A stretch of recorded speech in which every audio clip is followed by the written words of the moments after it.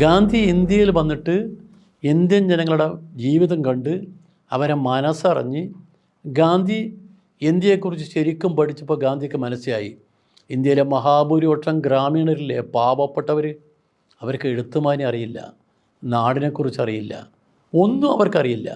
ആകെ അവർക്ക് അറിയുന്നൊരു കാര്യമുണ്ട്, ദൈവത്തെക്കുറിച്ചറിയാം.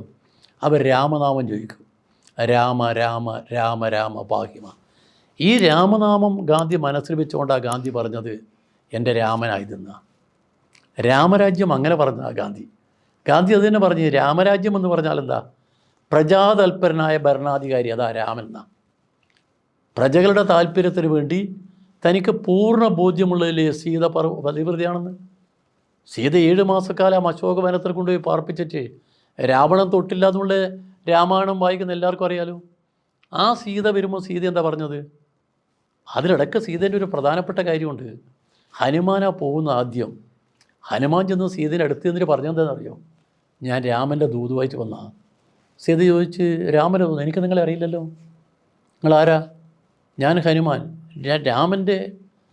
നോ, ഞാനിതുവരെ നിങ്ങളെ കണ്ടിട്ടില്ല, നിങ്ങൾ ID കാർഡ് കാണിക്കും. നമ്മൾ സാധാരണ വണ്ടി കയറി ടിക്കറ്റിന് ചോദിക്കുമ്പോൾ പറയുന്നില്ല ID കാർഡ് കാണിക്കും. അതുപോലെ ID കാർഡ് കാണിച്ചോ, മുദ്രമോതിരോ? അപ്പോൾ സീത പറഞ്ഞു ശരി. സീതയോട് ആദ്യം പറഞ്ഞതെന്താ അറിയോ?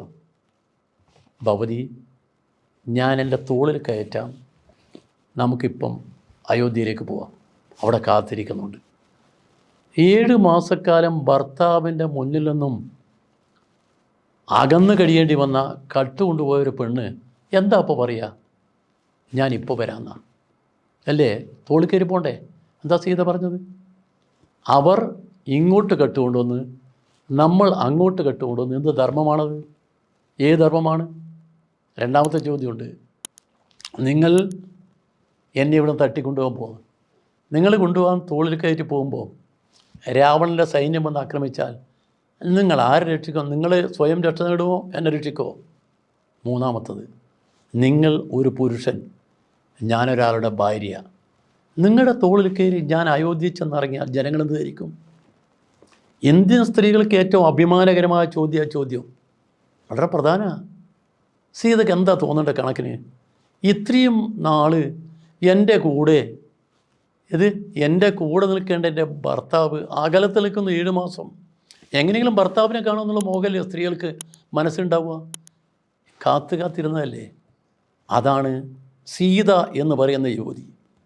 ഇന്ത്യൻ സ്ത്രീത്വത്തിൻ്റെ ഏറ്റവും വലിയ പര്യായ സീത. ആ സീതയെ നമുക്ക് കൈപിടിഞ്ഞുകൊണ്ട് നിൽക്കാൻ കഴിയുമോ?